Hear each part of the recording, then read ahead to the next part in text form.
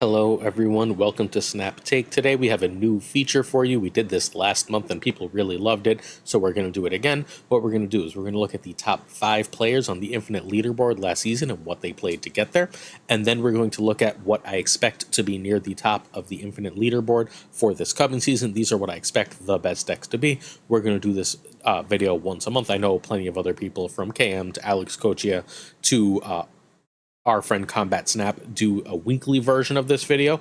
We want to make sure that we have enough data. You can check them out for the weekly versions. We've got our once a month big. Here's our proven deck list and what we expect to be coming to us for the coming season. Let's get started with looking at the players who are the top 7. I'm going to explain to you why I'm doing 7 and not exactly 5 really quickly. So Owie is in number 7 at 9,614 points. Owie just won the Conquerors event yesterday and chilled in the top 5-ish all season. Rutmus climbed near the end and ended up at 9620. YunusEmre is 9646. I have not been able to get in touch with Yunus, and I'm not comfortable generally sharing people's decks unless I can find them. So, Yunus is my Discord friend, but we have not actually exchanged words, so I'm not sharing YunusEmre's decks. We will instead look at Owie and Rutmus decks instead. We've got HuskyPuppies at 9696. A point ahead, Sizer and BBAK tied at 9667, tied for second place. And then Tanjo at 10,118, kind of crushing at the end of the day, was the great Tanjo, who, by the way, will be on Snap Judgment's podcast this coming week.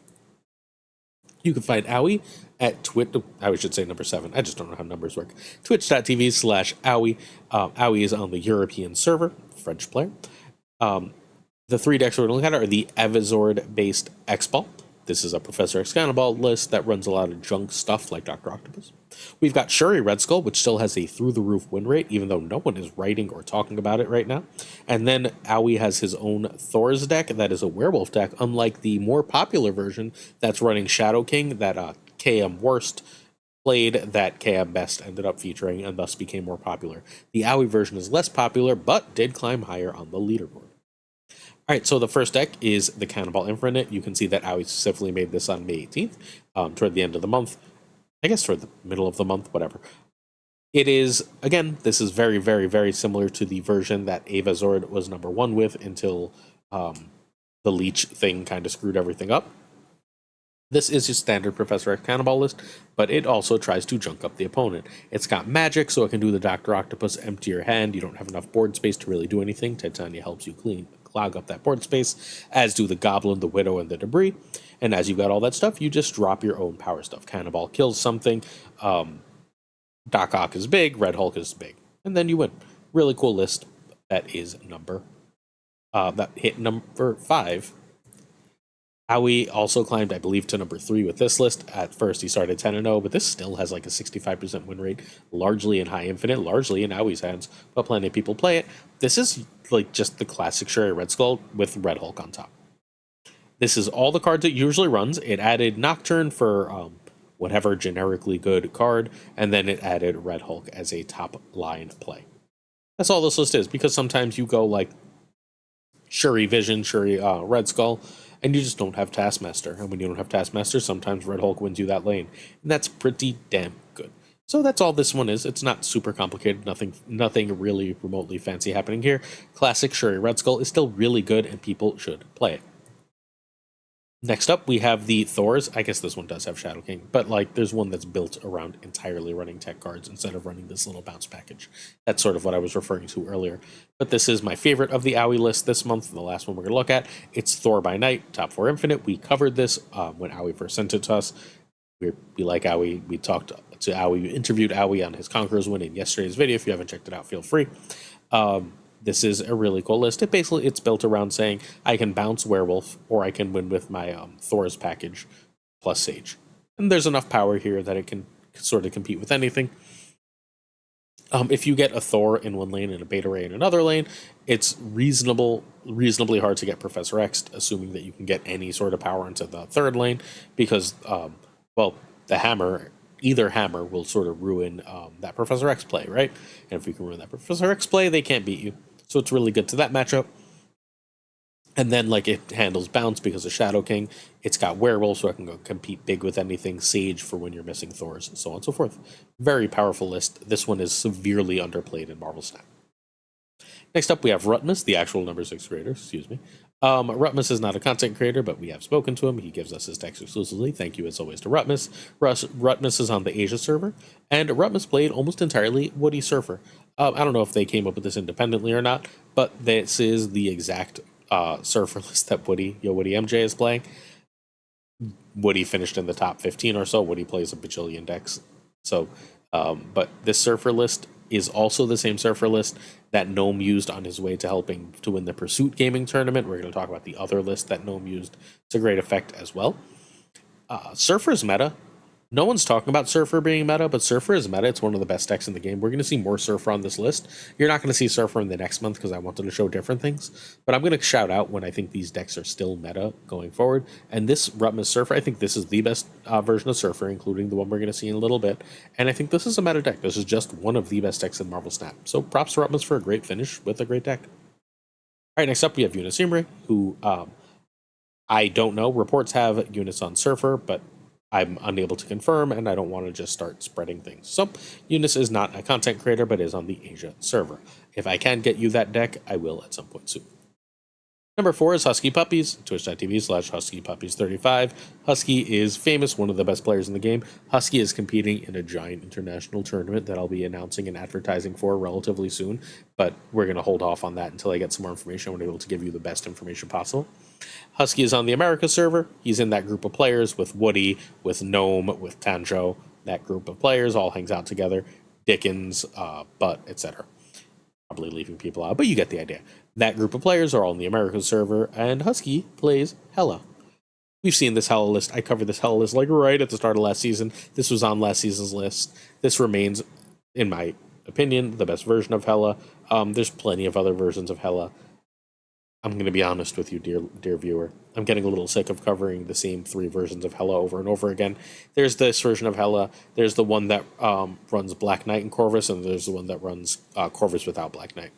Those are the 3 Hela lists. We can look at them over and over again. Husky did have an amazing finish with this. Husky's an amazing player and knows Hela better than almost anyone. Number 2 is Sizer. Sizer is our friend, not a content creator. Hi, Sizer. Sizer is currently at number 2 again this new season. Sizer is tied for 2nd place. European server. I don't know why I wrote server twice. Server.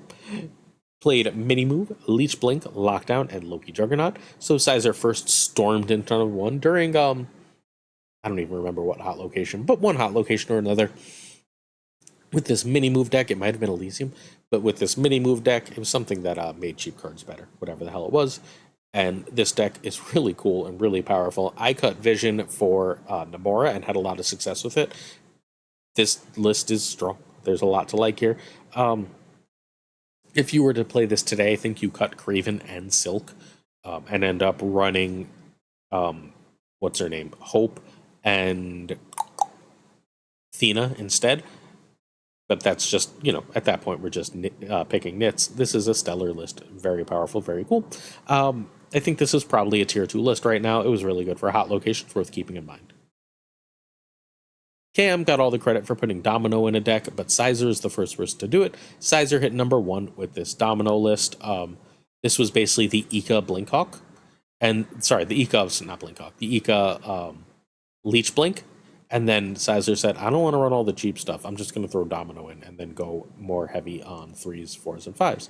And look, this list still has like a 65% win rate. It hasn't actually fallen off. This is, the very first Domino list. It's really good. It's still very good, but probably not meta anymore.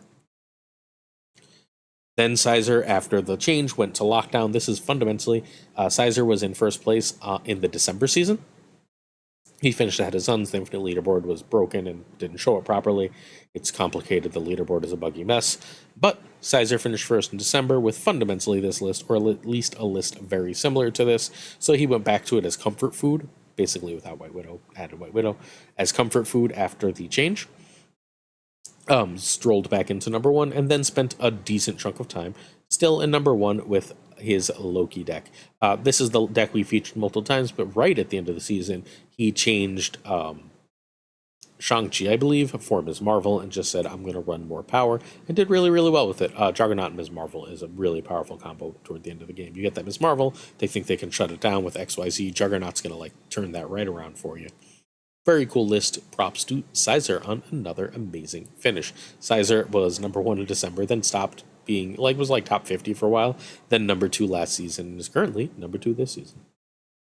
All right, next up we have BBAK, tied for number 2. BBAK is not on the American server, that he's on the Asia server. We have 2 decks from BBAK, 1 discard, 1 surfer, and this is the standard discard list. I featured this, I don't know, a couple weeks ago. This still has a high 60% win rate. It's still one of the highest, most winningest decks in the game. I particularly like this version because it can win without MODOK. You can spend your turn 5 doing a second like of Sif or Gambit or Corvus along with a 2-drop and still win the game, which I think is really, really cool. This is a very strong list. I personally am a fan. Is this like the best deck in the game? No. Red Guardian sort of still smashes in the face, but it is quite good and severely underrated. But most of BBAK's climb was the Surfer. I think this is a little, not like a lot, but a little worse than the Woody version, just a touch. In that, like, I really like Nocturne in the list. Cosmo's really great, though it's stealing cubes. And BBAK is an absolute beast. BBAK is like, because BBAK hit was number 1 in February, BBAK is like an expert in retreating. He was number 1 negative, right? So a lot of his games were just like, oh, didn't see the stuff, gotta go. Did see the stuff, gotta put pressure on. And that's the kind of thing that like Cosmo and Surfer let you do. Didn't see the stuff, and then did see the stuff, and they're clearly doing ongoing stuff, and like they don't know you have Cosmo. It's easy to manage to get extra cubes there and climb quickly, which is fundamentally how BBAK plays, which is not a way a lot of people, including me, play. But BBAK is top-notch at it in the world, and thus came in second place. Hey, would you like to see these and other decks played? You should check out the Stream Team. Today, Gregor2424 will be playing a bunch of these decks on his video. Should be live around 12 Eastern. Check out Gregor2424. Just go sub on Twitch, and tomorrow morning there will be a YouTube video with these games up. All right, number 1, Tanjo Anjo. Twitter.com/TanjoAnjo. This is the America server, same group of players as earlier mentioned. That 2 decks that I know Tanjo played are Noki and then Loki. So, this is the Noki list. Athena was, Snowguard in it. I hit Infinite with it by throwing Athena in there this season, so I just didn't bother to change it back. I think it's better with Athena. I played it a bunch both. This is a really cool list. Tanjo ended up climbing a whole bunch with this, but spent the time becoming the dominant and undisputed number 1 playing this Loki list. This is a straight-up Loki tech list, right? We've got Loki package of Quinjet, Snowguard, Cable, Coulson, and Loki and Mockingbird, and then basically everything else is a tech card. We've got Jeff, who's like tech to reach locations, right? Snowguard's also backup tech. Cosmo is tech. Mobius is tech. Red Guardian is tech. Nocturne is tech. Shang-Chi is tech. It's a Loki package plus tech, and Tanjo is the best and the most prolific Loki player in the world. No offense to all the others who might want to make that claim. Tanjo has been number 2 twice and now number 1, all with Loki. Look, he's prolific with Loki. Congrats to Tanjo. And remember, if you'd like to see Tanjo, remember to check out Snap Judgments this weekend because he will be on the podcast. Cool. That is the top 5 decks of last season. We are going to go over the top 5 decks to watch for the May season. So I like to separate this by archetype. So Safety and KM have a Lockdown deck, and then if Lockdown gets nerfed right away, Desmond and Gnome have a deck that I think will be good if the second Knockdown gets nerfed. Then we have Geo and No Bounce Bast Guy. No Bounce Bast Guy is the current rank 3 player and is playing a Bast deck. Sorry, No Bast Bounce Guy. It should be flipped. A No Bast Bounce deck. And I have that deck, so we're going to look at that. Then we have Rain and Riku. Alex Kochia. It's not Alex Kochia and Desmond, excuse me. I feel like this is probably wrong. Whatever. And then Woody and Safety at the end. Well, I'm pretty sure it's not Alex Kochia, but we'll see. All right, so we got Slayer Blade. This is the best deck in Marvel Snap right now. Safety Blade is the number 1 ranked player with this deck. I'm assuming on Thursday this one's getting hit. We've talked about this deck. You see how I have it ranked version 234.6. Safety has been playing this forever. This is the best deck. It's freaking everywhere. This is the best deck, or the Tanjo Loki is the best deck. Pick your poison, and then Surfer is top 5, and Hella is top 5, and so on. But this is it. we have to know about this deck. We have to talk about this deck. It's the best. This is actually KM Best. I thought it was Spyro's because Spyro shared it. I saw it there first, but KM made it. I spoke to Spyro when he told me. This is the other version that I think is really worth playing right now. It's the Sasquatch Mockingbird version because this one gives you like this giant power output thing to do to win when you don't see the Professor X Cannonball combo. And you can even synergize like Mysterio on 2, Sasquatch or Mockingbird on 3 into sorry, it should be Ravona on 2, Mysterio on 3, Sasquatch or Mockingbird on 4, and then Professor X Cannonball, and then you win. So, you know, good times. Good times were had by all. This is insanely powerful. These are the strongest decks. I think these are it. I think the second Professor X is gone, though. We don't change the whole deck. We keep basically the top end, and we just go back to the Annihilus package. Yes, Sentry was nerfed. No, I don't think it's that big a deal. I think the reason Sentry and Annihilus are bad right now is because if you Sentry, they just Professor X that lane and auto-win. Well, that goes away. I think Cersei likely finds her way into this deck as an extra way to deal with the Void and the Hood nonsense. But this is Desmond's version. Lamby came with a version that's 1 card different. He runs Morph over Mordo. But I think that this is going to be one of the best decks in the game, if not the best deck in the game, the second that Cannonball Professor X is gone. Cool. So keep this in mind. And then if you need another version, Gnome plays won the Pursuit Gaming Tournament with this version of sort of a bouncy version of the deck that runs Darkhawk and Annihilus. I think Red Hulk just goes from this list and you add Cersei and you're good to go. And I think this list too will be really, really great. And really competitive in the meta. Again, like I think this one is better right now than the previous one, than this deck. But I think that both of these two will be 2 of the very best decks in Marvel Snap if Professor X and Cannonball go away. The rest of the list is not related directly to that. First, we have Gio's Bounce. This still has a 60% win rate. It's a stellar list. I play it all the time. Really great, really powerful. Gio is the best bounce player in the world, much the way Tanjo is the best Loki player. Basically, this says I'm not dealing with any Sage nonsense. I'm not dealing with Iron Man. If I can go off with my Hitmonkey Mysterio Beast stuff on turn Beast on 4, then the zeros into Mysterio Monkey on 5, I'll have a cheap Sasquatch and Demons to play on 6, and then I will win. Turns out that works out pretty great. This is one of the best decks in the game. Be wary of Shadow King. So, no Bast Bounce Guy. We're going to cover this deck relatively soon in full. This is super cool. I'm a little wary of Titania in this list. I'm not going to lie and pretend I'm not. Basically, you're trying to truck priority here and do a bunch of power stuff. Please note, no Mysterio here. So, you can, Black Swan, play a bunch of cards, and Hitmonkey sort of whenever you can. And then you can just drop Sasquatch for cheap, and you're just growing your Bishop the whole time, bouncing everything. This one has a little bit fewer ways to get power than the other ones. So it's using Rocket Raccoon and Hood as extra power venues, extra power vectors. I, again, love this list, although I am less than sold on the value of Titania in it. Although she does have that extra value of like, sometimes I can clog my opponent with her. Alright, next up we have Rain Snaps Thanoki. I don't know if Thanos is going to be meta anymore. But I've learned enough of Marvel Snap over the year and a change, that Thanos is always a threat. This one was winning tournaments and coming in second in tournaments, and nothing has changed from it except people aren't playing it, so I think this can be great. And if the Cannonball Professor X is gone, Riku has been dominating, climbed like 6,000 ranks. This is another one we're going to cover. Does not have Mockingbird, has some 4-drop or whatever in it.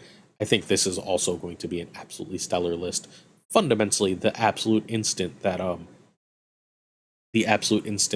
we can play it, without worrying about opposing Cannonball Professor X. This is probably the coolest Gilgamesh deck I've seen. You're really super gianting for Gilgamesh/Claw here, just for the record. But if you super giant for Gilgamesh Claw, and then you can go like other giant stuff to end the game, there's a lot to like here. There's a lot of power. It's really hard to compete with and compare with. Ravona is here only for a couple cards. For Athena, for Sage, and for Blob. But you know what? A Blob on turn 5 is pretty damn good. Again, check it out. You can beat opposing Professor X bullshit with Thanos. You could just turn it off sometimes if they don't Professor X on 4 with Supergiant. You got some Annihilus gameplay. This one doesn't really have bad matchups. It just has draw deficiencies. So if this just draws consistent enough, this is a top deck. Again, we'll cover this at some point this week. Yo Witty Point Slam we covered last week. I think Namora is the last thing that we will be seeing a lot of. I think Namora is great. Not even good, but it's so hard to evaluate her in, you guessed it, the Professor X Cannonball world. But this list is really, really strong. Professor X does not like when you have 10 power in multiple lanes. And that's what this list does. Namora on Enchantress, Man-Thing, Lizard, or Nocturne makes it 10 power, which makes Scar cheaper. You've still got your Typhoid Mary shenanigans. Ton to like here. Safety's version of this, he climbed into the top 10 with this last season and then continued to climb with Slayer Blade, is the basic One Piece. This is One Piece. It is fundamentally a Wong, White Tiger, Odin list, but it's perfectly happy to go Wong, Namora, other nonsense. And it wins that way. Doom can and maybe should be Sage, and you can argue that Wolfsbane belongs here as well, but any of those are perfectly fine. It's worth knowing that you're filling almost every lane with Tigers, which is like 32 power a lane, which is pretty damn good. That's a lot of power. Wins a lot of games Marvel Snap. So I think that could be meta unless something specifically answers it. All right, please hit that sub button if you enjoyed today's video. If you are subbed, like and comment. We bring you 7 days a week of new videos, new Marvel Snap content here on the channel. Hopefully you enjoy it. Hopefully you have a good time. You check it out. You stick around. Ring that bell. Watch more videos. In addition, we have a Patreon, patreon.com/snapjudgments. If you're interested in checking it out, please do so. But certain tiers of support on our Patreon come with on-air thanks. However, we have to talk about 2 cards first. We do a week 1 review of Gilgamesh of the season pass card, and then a last chance review of the spotlight card, Thena, and then we'll get to those Patreon names. So Gilgamesh is +1 power for each of your other cards that play with increased power. Right now, he's a lot of work to get going. There's very little reason not to run a card like Red Hulk or Cannonball instead of him, or even Iron Man can just replace him. That said, if you're Series 1, 2, or very early Series 3, he's very good. If you can still play Zoo and be relatively effective, he's going to be good. The higher series you get, the less effective Zoo is, the less needed he is. Still, you should get him, because it's a compounding error to not. Not only are you missing all the resources of the Season Pass, and you get a crazy amount of gold, a crazy amount of credits, and a bunch of variants and different cosmetics for the Season Pass. Losing all of that puts you even further behind in collection. Plus, it's another card you don't have, which you may draw from a later Spotlight cache or whatever else. And there's different metas and there's different buffs and nerfs that could make this card good, and at that point you just won't have them. So I think, given that it's $9.99, if you can afford it, it's worth buying it. If you can't afford it, we've given away 11 Season Passes so far, and we're giving away 1 a week, every week for the rest of the season, so stick around. It's also worth wondering, will he be Phoenix Force or Dakin? Phoenix Force, during the card's month, at the second week after release, was buffed to a 4/5, which made it good, and it took us a while to figure out how, but it became a meta card for a little bit. Or is it Dakin, a 3/4, who's kind of mid and stays kind of mid forever? We don't know, but there's at least some precedent for buffing cards like this. He still might matter without Cannonball and Professor X everywhere, we don't know, so it's also worth keeping in mind. I think he's a buy, but he is a bad card right now. Last chance review for Thena. Fundamentally, after each turn, +3 power if you played exactly 2 cards. Turns out that's really easy to do, especially if you have Kitty Pryde. So if you have Kitty Pryde and if you ever want to play her, get Thena. She's basically second and better Angela. Other key cards for her are Ravonna, Hope, Elsa, and Sage. Obviously, there's cheaper stuff that's also key to her. But the expensive stuff is worth knowing, so you know what you have, what you're getting. I think if you have any or most of these cards, she's worth getting. I do think she's going to be nerfed. She can either be a 2/2 +2 or a 2/0 +3. So I think she's much more likely to be a 2/0 +3. What Second Dinner usually does is they lower the floor but keep the ceiling high for most of their nerfs. Think Red Hulk, they kept the buff, they kept it really strong, right? But it's worse when nothing happens. I think they do that with Thena, and Thena remains a stellar card. I think she is, generally speaking, a must-buy, assuming that you are late enough in your collection that you have the other pieces that she requires.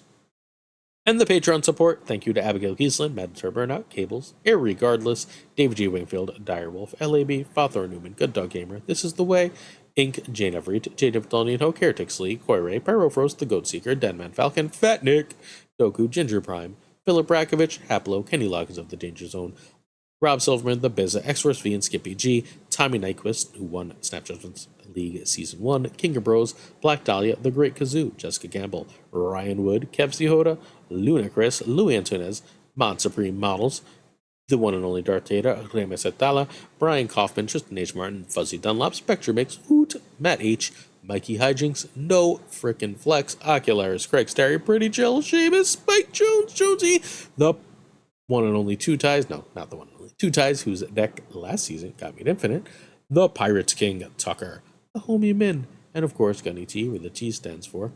Let me know if you like this style of video, or if you mind me doing this once a month, as opposed to my regular deck style. Let me know in the comments. See you tomorrow for another Snap Take. Love ya, appreciate ya, peace.